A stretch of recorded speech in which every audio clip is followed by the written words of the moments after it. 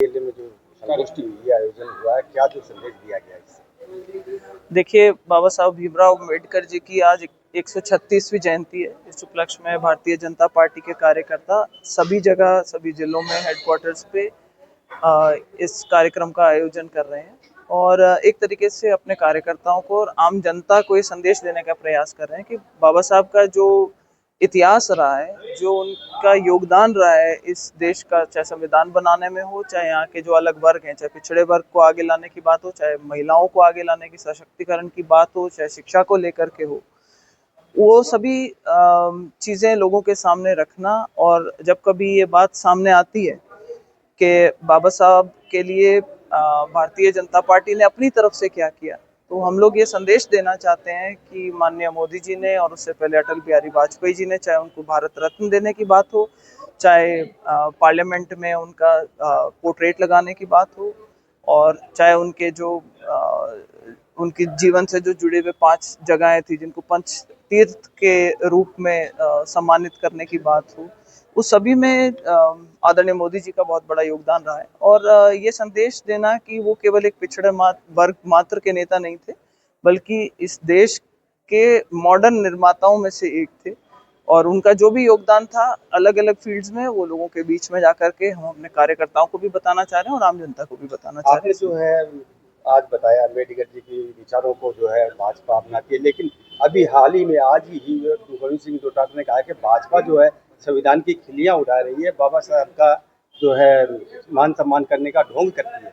ये आरोप उन्होंने लगाया। देखिए, हम तो साक्ष्यों पे बात करने वाले लोग हैं। अगर उनका ये कहना है तो मैं ये कहना चाहूंगी कि इतने साल कांग्रेस की सरकार रही, उन्होंने क्यों नहीं सोचा कि या काबिल नहीं समझा बाबा साहब को कि उनको भारत रत्न देना चाहिए। उनसे आप जरूर पूछें कि जब जिस आदमी ने संविधान बनाया या बनाने में जिसने बहुत बड़ी योगदान दिया, अपना जो भूमिका निभाई, उसका पोर्ट्रेट सेंट्रल हॉल में क्यों नहीं लगा इतने सालों तक। अब 125वीं जयंती जब मना रहे थे हम, आज 136वीं जयंती है, 125वीं जयंती के ऊपर ये पंच तीर्थों वाला कार्यक्रम हुआ, और उसके अलावा उनकी यादगार में एक 125 रुपए के और 10 रुपए के सिक्के जारी करे। ये कुछ तरीके होते हैं जब हम लोगों के सामने एक्चुअल हमने जो करा है उस बात को सामने रख रहे हैं हम लोग।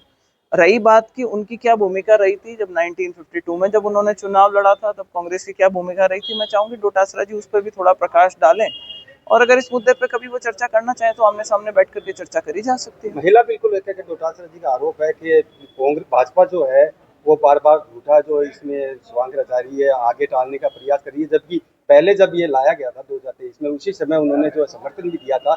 इससे पहले आरक्षण की बात राजीव गांधी ने भी कर चुके हैं, निकाय चुनाव में भी उन्होंने दिया है 33%।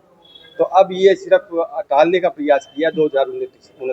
देखिए, इस चीज के ऊपर एक सामंजस्य बनाना जरूरी होता है। आप देखिए, मोदी जी ने जो अभी एक पार्लियामेंट हमारी जब भंग होती है तो एक साइनेडाई होती है, इस बार वो साइनेडाई नहीं हुई थी। नया सेशन 16 तारीख से चालू होगा, और सब लोग ये उम्मीद लगा करके बैठे हैं कि शायद आने वाले स्पेशल सेशन में महिला आरक्षण का जो बिल है उसको लेकर के आएंगे। और जो मोदी जी ने अपनी तरफ से कहा था कि मैं महिलाओं की चाहता हूँ कि उनकी ज़्यादा सहभागिता हो हमारी राजनीति में, मुझे ऐसा लगता है कि वो जो स्पेशल सेशन है वो इस कारण से मंगाया जा रहा है, वो तो आने वाले समय में पता चलेगा।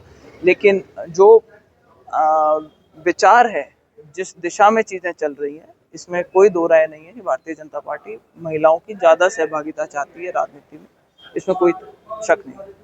एक तरफ तो है केंद्र सरकार जो है महिलाओं की बात करती है, वहीं जो है प्रदेश में लगातार जो महिलाओं के साथ छेड़छाड़ के मामले भी सामने आ रहे हैं, और संज्ञान जो है पुलिस स्वतः न ले रही है, एफआईआर का जो इंतजार करती रहती है। क्या कहेंगे?